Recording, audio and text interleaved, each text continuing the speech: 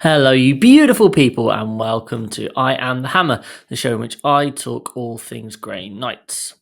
We recently took part in the February International Team Tournament, which just so happened to be the world's largest ever teams event. At the previous one, which was a 60-player one, we came fourth, just missing out by a few points on getting to the final. This was 140 teams, and we were very excited to show off what we had. And as you can probably guess, I took the Grey Knights. So I will be recounting my triumphs, maybe some defeats, but mainly talking about matchups, what I've learned, and how I see Wartbane in the meta currently. So without further ado, let's dive in.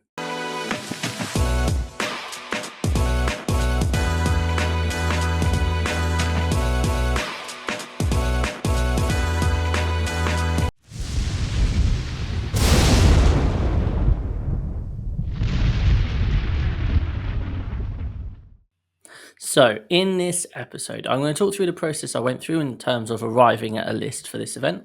Then I'm going to go through each game, talking about kind of the swings and how it went down, what I learned from each matchup. Then I'll dive into kind of how I felt the list played and what I would change if I was to do it again and that sort of thing. So hopefully it will be helpful to those of you who may be thinking of taking Grey Knights to a team event or maybe just thinking of trying out Wartbane and that sort of thing. So, my process. I started off with the very clear thought that, well, 6 Dread Knights was a thing without rerolls, so now surely that's just better. And I had a GT a month and a half ago. If you want to find out how that went, I have done an event report on that as well. But basically, there's a world in which I actually come second at that event. Didn't quite pan out, but overall, I went for 5 Nemesis Dread Knights in that event. It wasn't for me. I found that as soon as you had that many, you really struggled to dig out your opponent if they just hid. And it also didn't really fit my playstyle. So I knew I didn't want to play 5 Dread Knights. So what I ended up doing was creating some non-negotiables for this list. Number one was I felt like 3 Dread Knights felt like a good number for me. So I was definitely going to take that. I was going to bring back Drago and 5 Terminators. That was something that needed to happen, just to have that ability to dig people out. I'd run 3 Purgation Marine squads, and I felt like that was probably 1 too many. So I dropped down to 2, and those were kind of like the non-negotiables. I definitely needed an Interceptor squad because that would mean that I'd be able to trigger my Purgation indirect quite easily.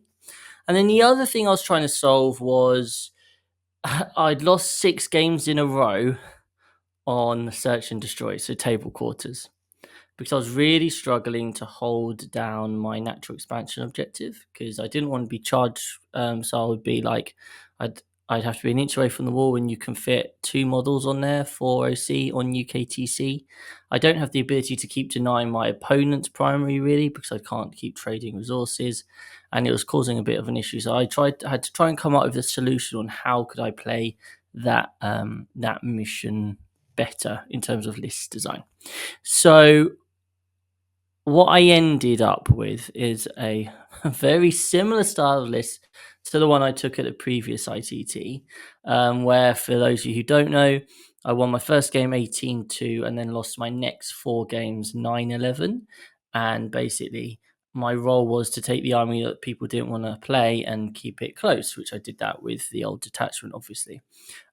This time I was going to be trying to do it in a different way with Wartbane. So what did I settle on? It was, to be fair, kind of a single style list in the same ilk as my previous list. So I had Drago, and he was going to be with 5 Terminators, and they had a side cannon. I then had a second unit of Terminators, just for that kind of that late game. The way I ended up playing it was kind of like that late game aspect of like a turn 2. I say late game. It was a turn 2 or turn 3 rapid ingress. That was the way that second unit of Terminators were played. They didn't have any character with them. I then had 2 units of 5 strikes. Now, the Brotherhood Champion was my attempt at solving the Search and Destroy issue. If I put fights first on that unit, they go and sit on my natural expansion objective up against the wall. I've now got 10 OC on there, much harder over consecutive turns to keep denying me primary. And if you charge me, I'm going to punch you back. And if you've got a character there, I'm going to get full rerolls. There's a good chance I could have the Purifier unit next to them to give them full rerolls anyway. Also got Radiant Champion on there. Like it was my attempt at trying to solve that problem. We'll see how that worked out later on. Then second unit of strikes, that was the one which started on my home field, stickied, pushed out, did stuff. 5 purifiers on their own. 5 purifiers and Crow doesn't really do anything. But I just wanted that the idea of this unit was a 1 CP trade up unit. If I play into something and this is a bit scary, boom, I'm going to hit you full hit rerolls and wound rolls. I'm just going to take you out. And that was their role. 5 interceptors, as I said, to trigger the Purgation Marines. I had 2 units of those, and I'd gone for silencers. I know there's general vibe that side cannons are better, but in teams environment, actually, you know what? I was like, well, maybe if I end up playing into hordes and that sort of thing, it could actually give me a bit of an advantage. Or maybe when they're looking at my list, they spot all the silencers and they go, oh, I don't want to play that. Or maybe they don't spot it in my list and they put them into me, and actually I have so many shots. So silencers was the way forward for me. And then, as I said, 3 Nemesis Dreadknights. So that's where I ended up. And the role, as usual, for me was very much, I'm going to take the stuff nobody wants to play, and I'm going to try and do my best against it and keep the score close. Okay.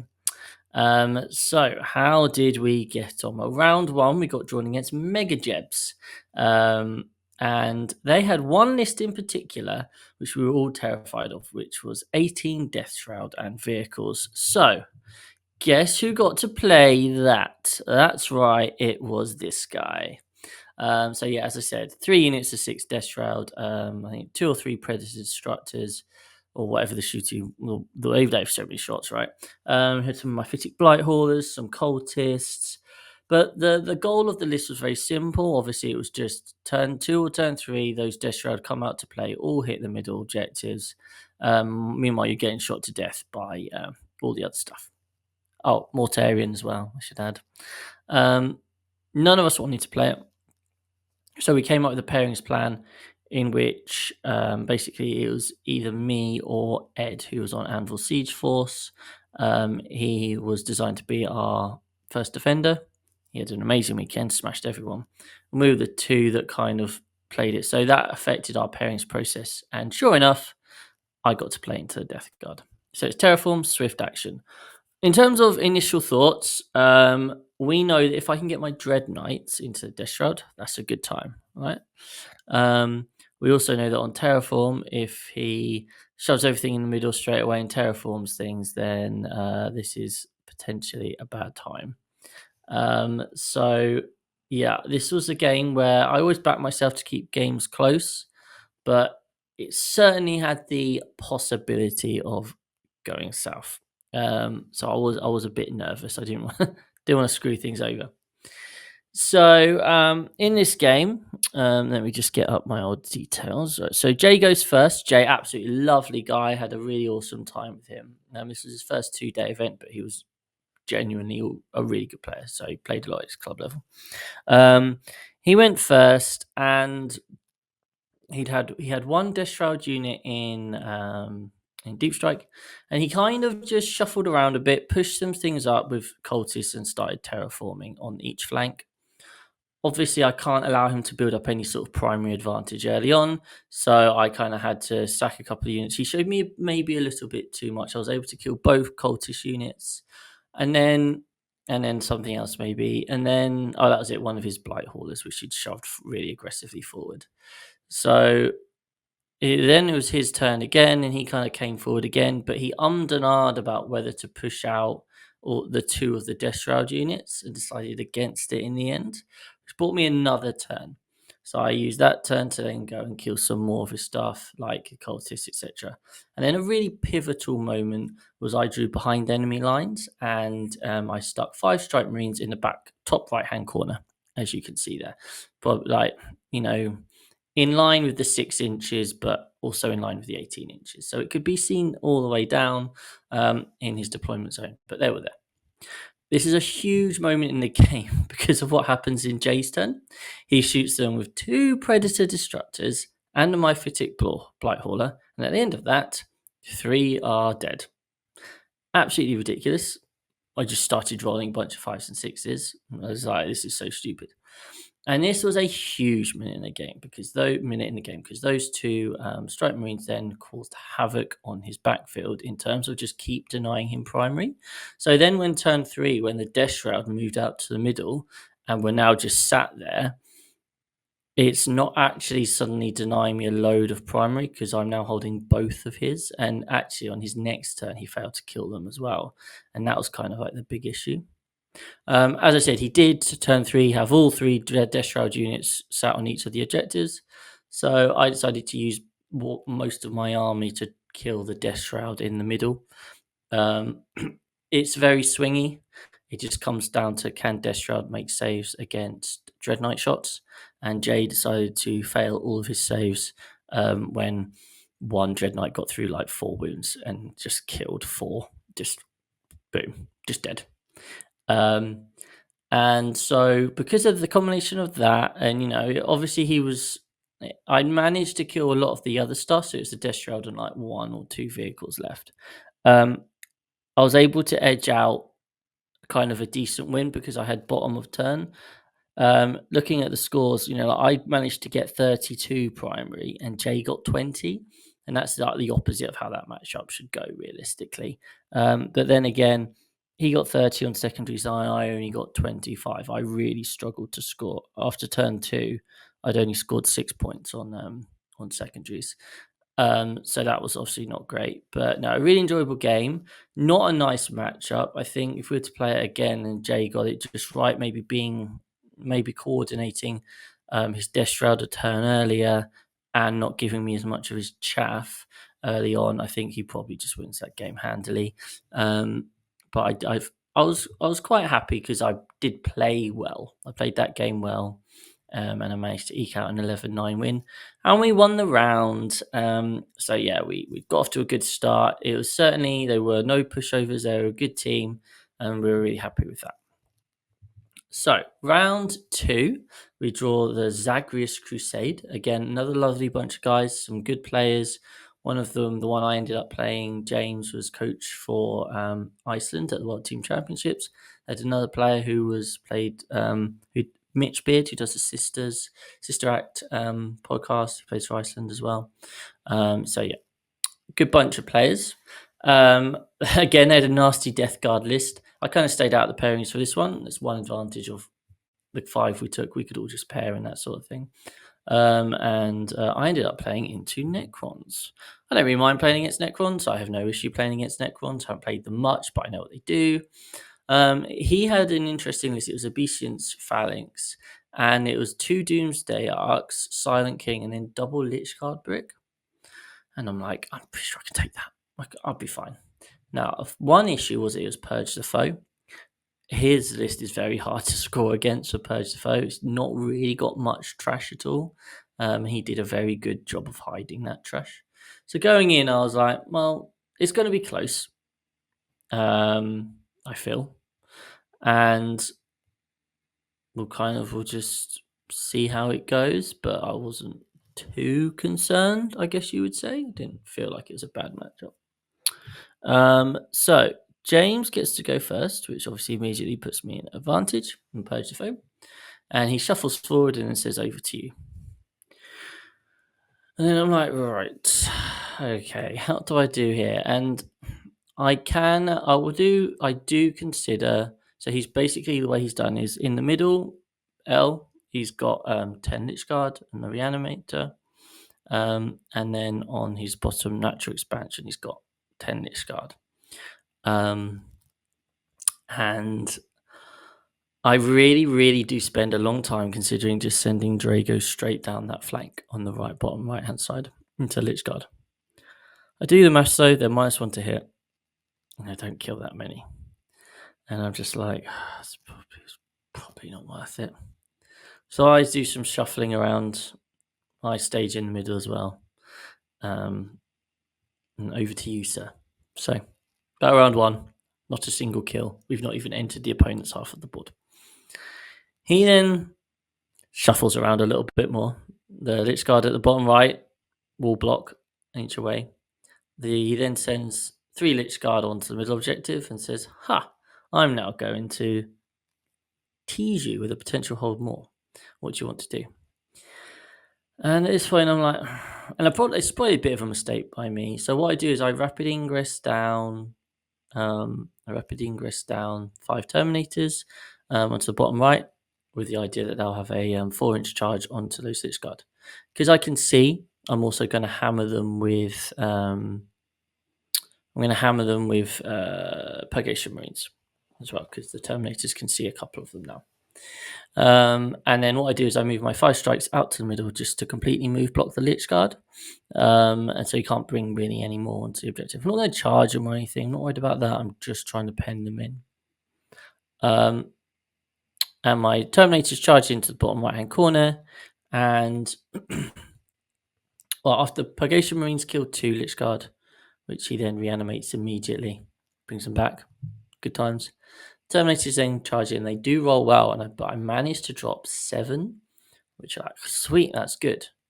He then pops the Resurrection Orb, and maybe the Reanimator was close enough at this point as well. Basically, half of them came back. So, great. So then on his turn, he brings the middle Lich Guard brick out to kind of between the 2 objectives, bottom right and middle. And he lines up a Doomsday Arc, which immediately one-shots all of the Terminators, because I just failed all the saves.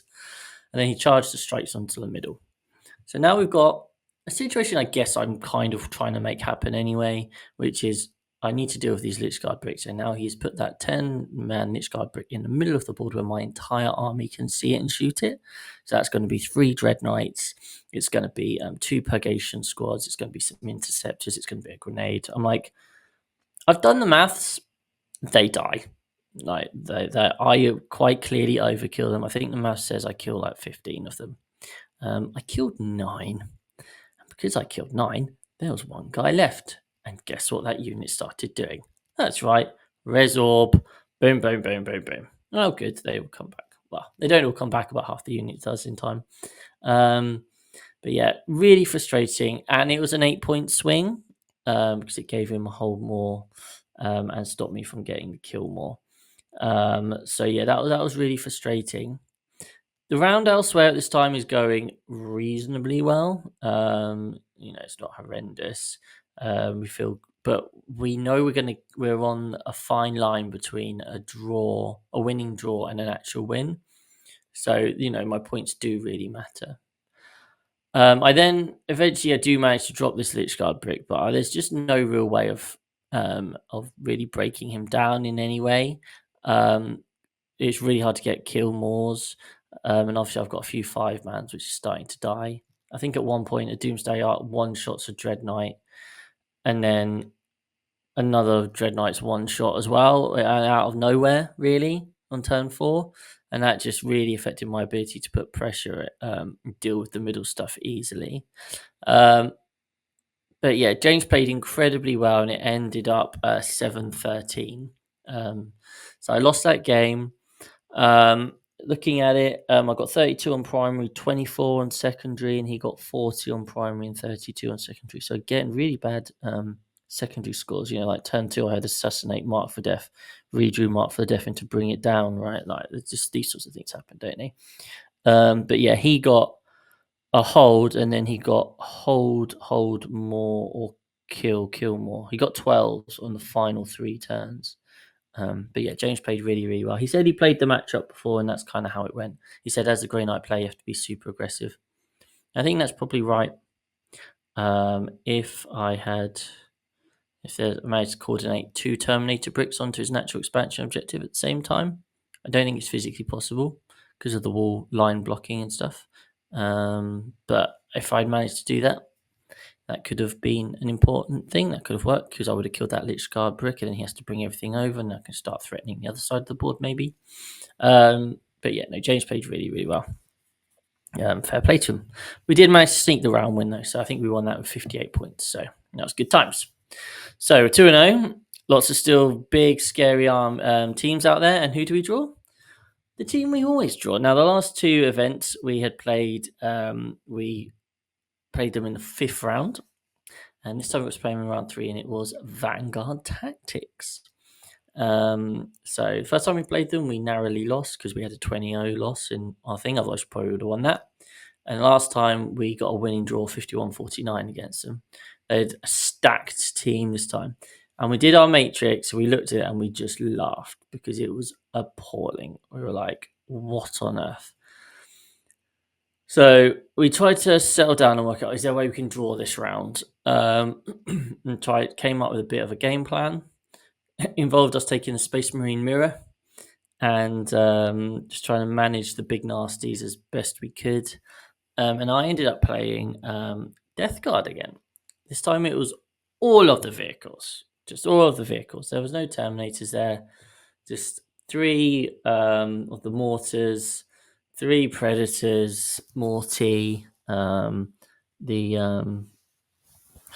drones, I think they are, the drones, and then some cultists, just loads of stuff. So, I'm playing against Aiden from Disgusting the Resilient podcast. If you know anything about Death Guard, you'll know who he is. Very good player, absolutely lovely guy. I've never played him before. Genuinely, like a really good game, like with full of intent and discussion and that sort of thing. Now, what I've noticed with Grey Knights is a lot of people kind of, you tell them what you can do, and I guess a lot of people's natural instinct is always, I don't want to risk anything. So they naturally play quite defensively because, at the end of the day, I can move a lot of my army to one place and destroy a chunk of an opponent's army. So therefore, they naturally play cautiously. I think there is a world in this game. There's a world in which in this game I get absolutely annihilated here, and that world involves Aiden shoving everything into the middle of the board. Because if he shoves everything into the middle of the board, in order to not let him just romp home with the primary, I have to attack him. And I suspect what happens is I go out, I try and take down part of the board. He then shoots me to death. I just think that happens, especially if he leads with his mortars, because they're a 2-up save. I think my army probably only drops like 2 vehicles, and then he has his whole army to shoot me back. Thankfully, so I had to go first, which is not ideal. I mean, it means I can go on to objectives, but it means he's got bottom of turn, take and hold 15 there, probably. And I have my turn. I just, nudge and nerdle some stuff about, as I always do. And he sits and he goes, I think this is just a defensive game, isn't it? Where we both kind of sit on our sides of the board. And I'm like, oh, yes, please just sit there. We spoke about it, and like he's naturally a defensive player. He was playing in a list he'd kind of like been told to play, which didn't really suit his style. And we haven't played that. You're not going to take risks, especially with teams, and you don't want to let your team down, right? Like if he just shoves out and it turns out I can just body half his army in one turn, he's really screwed that up. So that's why he would have played it like that, and I totally get it. It's why with Grey Knights I always play really defensively because I only ever really play in events, and I don't want to risk losing big in teams. So this game basically involves Aiden doing a really good job of denying my primary on my natural expansion objective. I ended up not being able to get my fight first Marines over there, so it's interceptors and other stuff. And the problem is, right, like indirect, I usually don't care about indirect because it's, even if it's -1 AP, like I'm saving on a 2-up with cover. But through contagion range and strats and stuff, he can actually get his mortars at -2, ignoring cover, which puts my units on a 4-up save. At one point, I just lost 5 interceptors to 1 plague burst crawler, just 1 round of mortar fire. Like, it's really potentially damaging. I was able to kill his screens after the first couple of turns. He did a really good job of like screening out my rapid ingresses and all that sort of thing. He did play really, really well. And we got to turn 4, and basically I was like, well, I'm just got to try and get a bit more primary because my primary at this point had been 5, 5, 5. So I was like, have I got a shot of getting 10? So I dumped both Terminator bricks out into the top left and middle left objective Drago went in, charged a tank, a Rhino. The 5-van Terminators came out to punch some stuff. And I just tried to sit as much stuff out as possible because I knew I didn't need much. Turn 5, all I need to do is be able to score my cards, right? I don't need to worry about primary anymore. So I just sat out as much stuff as I could and just kind of safely stat checked him, in a way that it's not like turn 3, oh no, I'm now screwed if this all dies. It didn't matter if it all died. I didn't really care. I knew he was going to get 15 on primary. I knew I couldn't annihilate enough of his army to affect that. So it was just trying to score my points as best I can. And like he still wiped out all of the Terminators by like 2. Like he just proved to me that I couldn't have gone out there and tried to fight the fight because I would have just lost. But he did get me on 10 on primary, so that was quite nice with the regrowing Terminators. Quite a funny moment where Morty came sauntering in, managed to leave a Dreadnought on 1 wound, who then managed to get through 2 wounds and rolled box cards for the damage. Did literally nothing. It didn't affect the game in any shape or form, but it's just that double 6 was quite enjoyable to see. So this game finished as an 8-12, which absolutely was me delivering on what I'd said. No one really wanted to play into this list. Again, I scored only 25 on primary, 32 on secondary, which is reasonable. He scored 35 on primary, so I did do a lot of primary denying. He went 10, 5, 5, 15, and he scored 36 on secondary. So getting out-secondaried by the Death Guard. Sad times. Grey Knight's not that great at secondaries anymore, really. But yeah, the world in which I win this game is I shove down the top left-hand corner. He's got a Rhino with five Plague Marines. I just shove there. I then have to take a round of shooting from a lot of the stuff, and then I sweep round. That's the only world in which I can win that game. And that's kind of would have to be the plan in singles, or hope they draw badly. But yeah, it's not vehicle spam's obviously not great for Grey Knights. So yeah, it was did my job. Elsewhere, really close actually. So Stephen Box's Custodes beat our Radmech 15-5. Our Space Marine Ed beat their Space Marine Ben Jones 16-4. So they cancelled each other out. Tom got a slight win, I think, or maybe a draw. I got a slight loss. The issue was our CSM lost big 17-3 into GSC. And that cost us the round. So I think we were 1 or 2, maybe 2 points off the draw. But considering our matrix, we were very happy with that. But unfortunately, we had lost. So sad times. So round 4 then, we draw Trash Wargaming, good friends of ours. Lovely bunch of guys. Some really good players there. But looking at our matrix, we were really confident. Really confident. They had Ed's CSM Eldari from last time, Wraith Knight Avatar. You have to be very, very good to play it, and you have to avoid certain matchups. They had Guard, had Votan, had Thousand Suns, and CSM. Pairings went really well. It was just basically as long as we played Warhammer to any sort of near our decent ability, we were always going to win that round based on the matrix. And I got to play Josh, who I'd not played before. Lovely guy, and he was on Guard, and he was playing Bridgehead Strike. Obviously, he's got a reputation as being really strong at the moment. So he had these 3 scary bricks asylums that drop down and delete anything. He had a couple of tanks, and he had lots of indirect and Catachans and Torxids and that sort of thing. It's Burden of Trust. So it's the second search and destroy of the event now. Those keeping count. That's right. I lost my quarters deployment game yesterday, so now 7 losses in a row. Can I break the streak or not? Well, I've played Bridgehead before at Saffron, and I'm not sure what it is. I'm not particularly worried about it at the moment. I'm sure that I should be, maybe it's the list build I've been playing into. But in my experience, a brick of doom drops down, and you can drop down 6 inches away, so there's not really much you can do about it. A bit drops down, shoots and kills a Dread Knight, or 5 strikes, and then it dies. And they've got 3 of those, so I'm going to lose 3 units to those things, but I'm going to kill them back because I've got lots of shooting, which is good into lots of bodies. Silencers, baby. And then the rest doesn't really hurt you. The indirect doesn't hurt you. The tanks you can kind of just hide from with 24-inch range.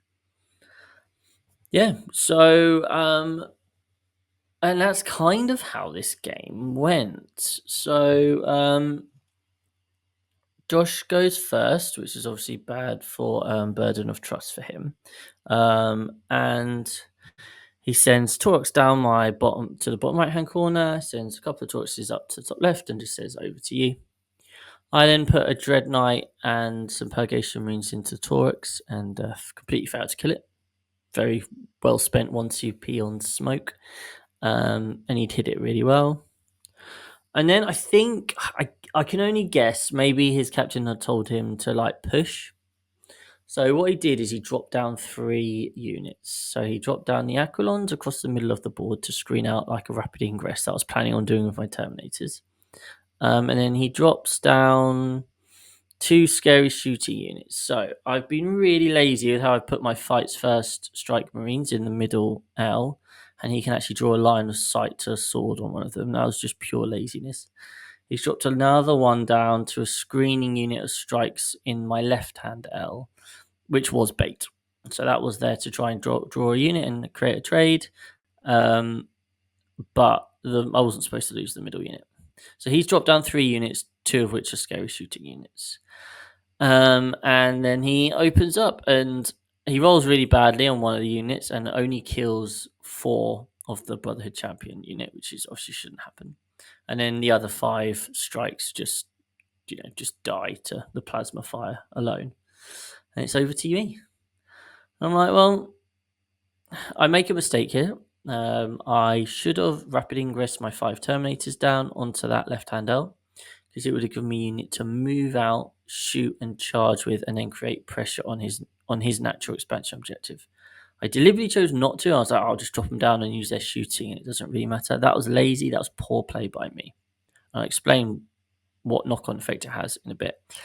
Anyway, as it stands, I've got like 40, 45 guardsman bodies to kill, and I've got 3 Dread Knights, and I've got 48 silencer shots from the Purgation Marines, and I also dropped 5 Purifiers into the middle. So I only had 2 Dread Knights because I've got that 1 Dread Knight in the bottom right-hand corner having a Barney with the Torx, and I clear out the bottom right-hand corner quite safely, and I kill all of the guardsmen out in the middle, barring 3 Aquilons in the middle. And that's that. I've just suddenly realised that I've actually gone and been really lazy and copied and pasted the hidden supplies map. So I apologise. There are not 4 objectives in the middle there. There are, of course, only 3. Sorry about that, guys. So those of you shouting at the laptop, I do apologise. And by doing that and killing all that stuff, I've kind of cleared out his mid-board threat. So he's now realised he's got to play for points. So he moves, he advances 3 mortars to my bottom right to deny primary. That's great. That's good play. Tank launches out to the middle to try and get area denial along with the 3 Aquilons, which I overwatch, but 1 survives.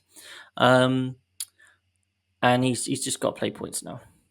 For my turn, then Drago, I'm like, right, well, at this point, I managed to somehow end up with Drago having to guard on my bottom left objective, just completely messed that up.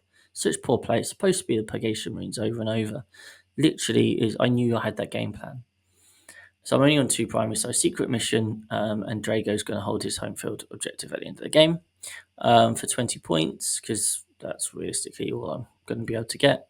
Because I've left it too late to create a push. At this point, I'm pretty much about to nearly table the guy, but I'm losing by like 20 points. So Drago sends in and just over 2 turns clears up his home field with all the indirect stuff that's there. Kind of kill up the stuff on the board, and I'm now catching up. He ends the game with a Torx sat on his home field, which I move and I have to kill for no prisoners. And it's just the little things like, again, I had some Purgation Marines. I just stuck them behind my left hand L, and then he drops out the Catachan onto the other side of the wall when the Taurox dies, and now I can't see them with anything, so I can't shoot them. But there's literally no reason for those Purgation Marines not to just be sat out in the open, ready to shoot the Catachan when they got out the other side of the wall. And that cost me another 2 points. It didn't actually affect the overall scoreline. It was still always going to be an 11-9 win to me, but it's just the little things, right? It's just we still had like half an hour left, but we were rushing because all the other games, or I was rushing because all the other games were basically done already. But yeah, I think Josh deserves full credit for keeping it so close. For me, it was frustrating to have. I think I only lost 3 units the entire game, and I only won 11-9. Like, that's not good.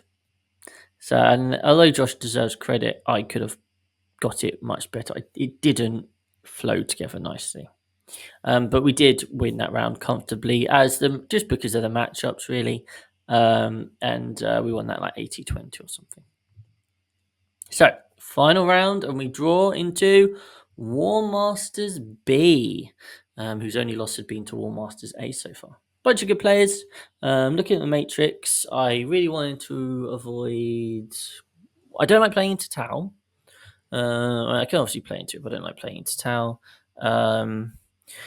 But yeah, I didn't really mind what I played in this one. I ended up playing into Solar Spearhead Custodes. Now, this was a really interesting one because I have played the army.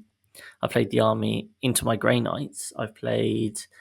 So I know what it does, and I played against it, and I've beaten it with my Grey Knights, but that was with the no Dreadnought list. So I knew I had game into it. I knew I can kill the Dreadnoughts. But whereas my version had 2 units of 2 bites, he had a Warden Brick, so it's a bit different. And it was Scorched Earth, so diagonal deployment. I'm not confident, but I feel like I've got a game into it. And I played against James, who I've known for quite a while now, but we've never actually played. Lovely opponent, like really chilled. Like, you can see he's really careful with his measurement, which I always really appreciate in an opponent. And like, we did a lot of discussion of things and etc. It's a really lovely game, and it was, for one reason, it was my favorite game of this weekend. So I go first, which is a good thing because it means I can go set up my stage in the middle. I go get some stuff nice and hidden on the top left-hand corner.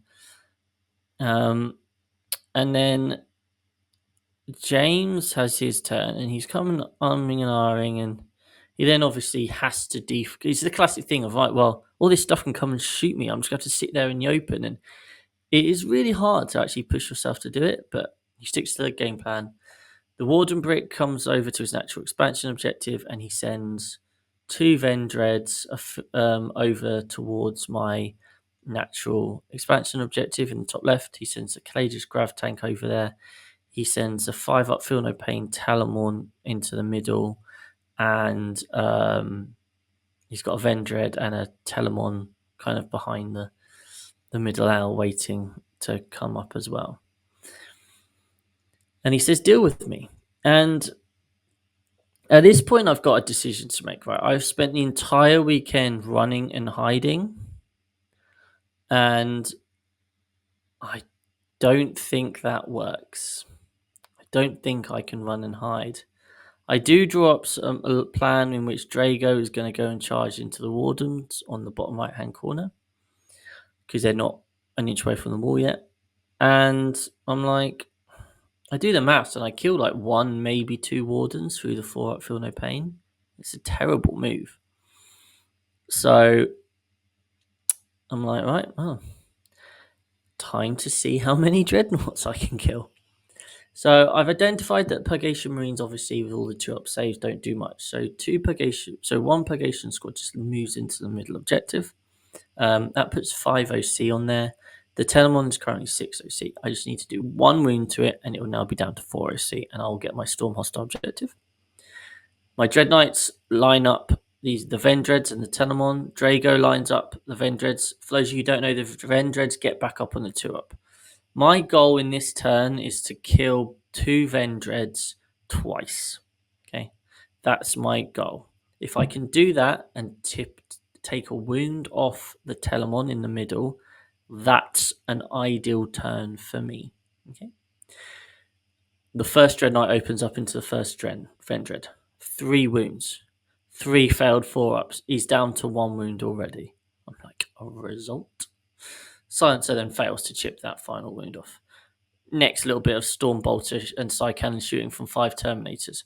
Fails to kill that unit. I think I killed it with something else in the end. But hey, that's down. 1 done.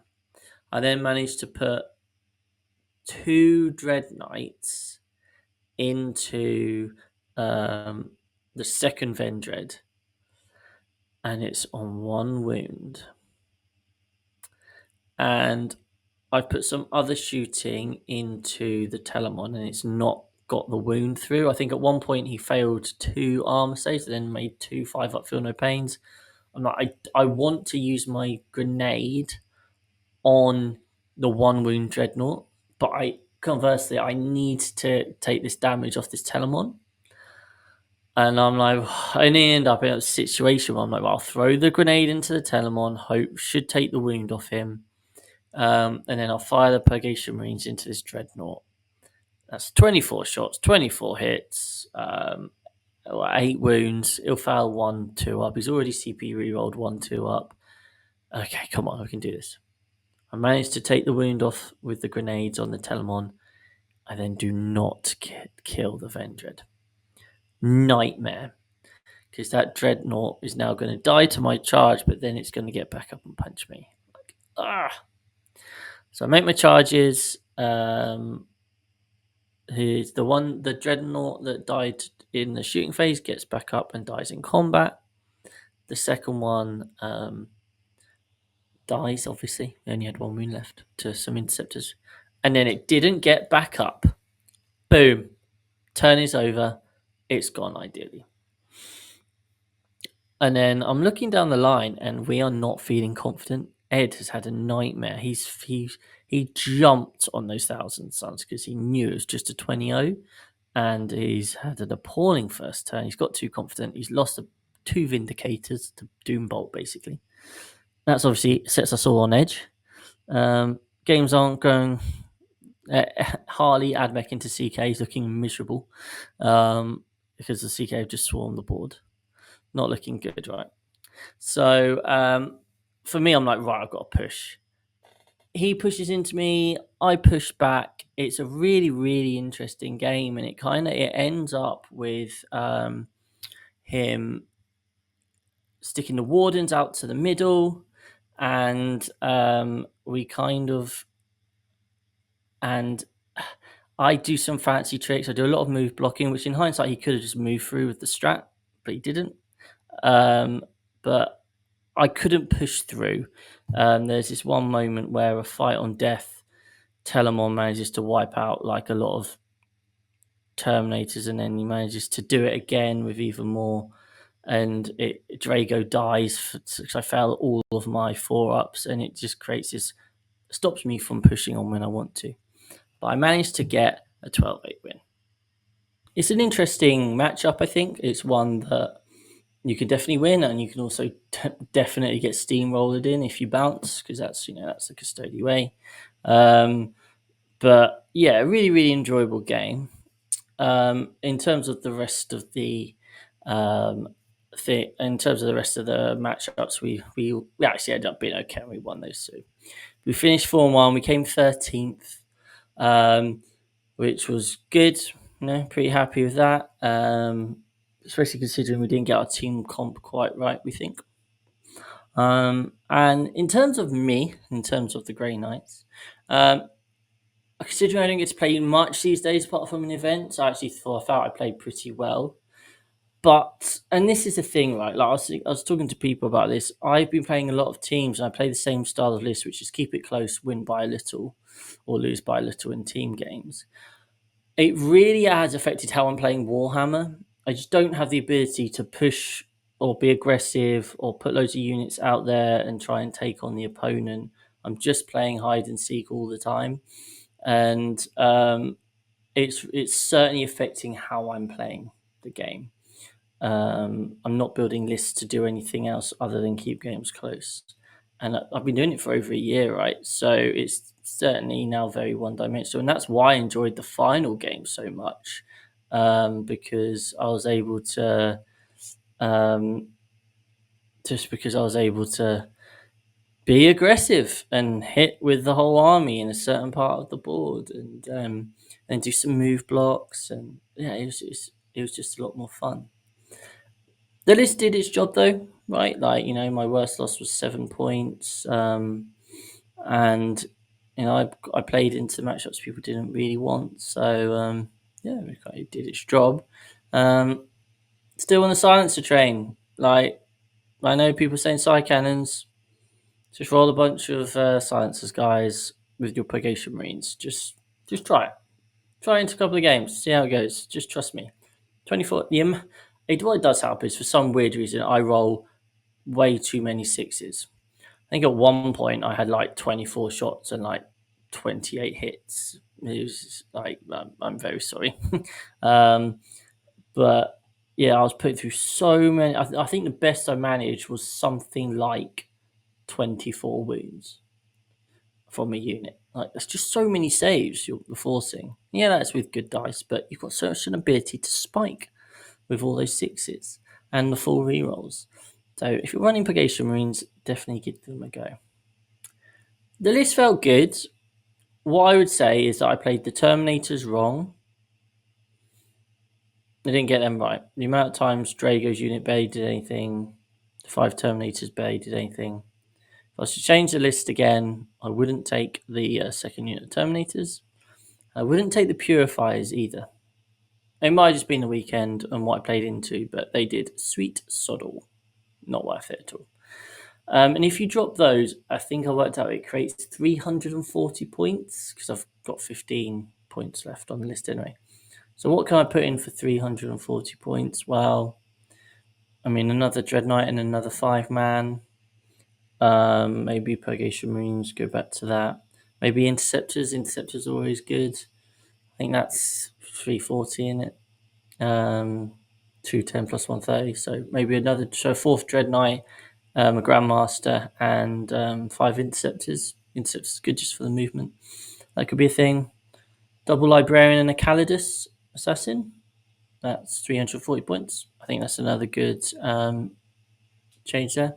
So I think it's a good list for doing close games.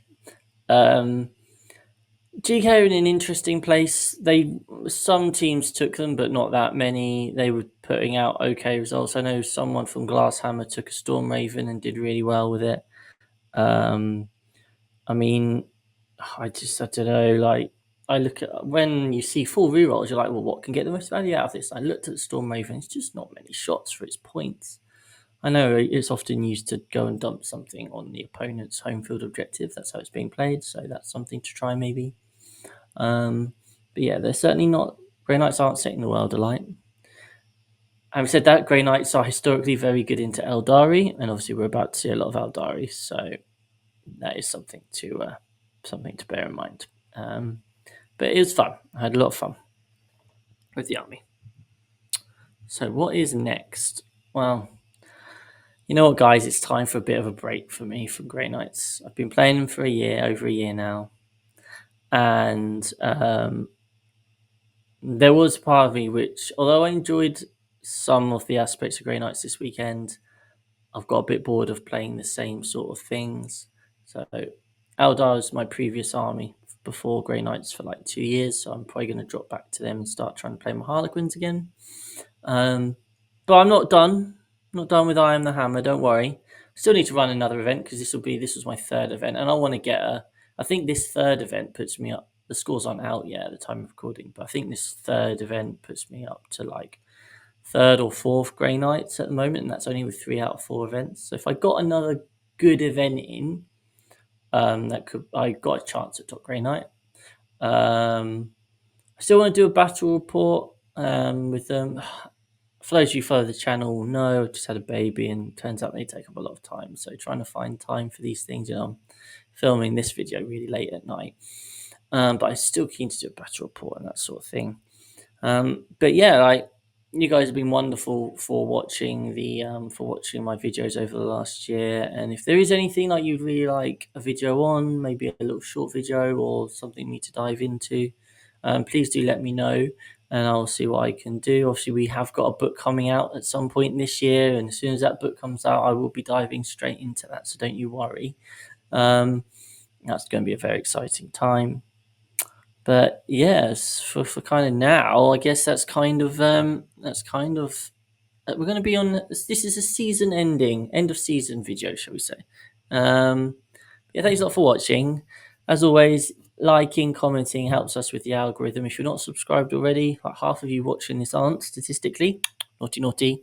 Give us a subscribe. We're having a really big year. We've got 100 members now, with lots of members access stuff. We've got a really good Discord with approaching 700 people in it. We've got coaching options. I do coaching.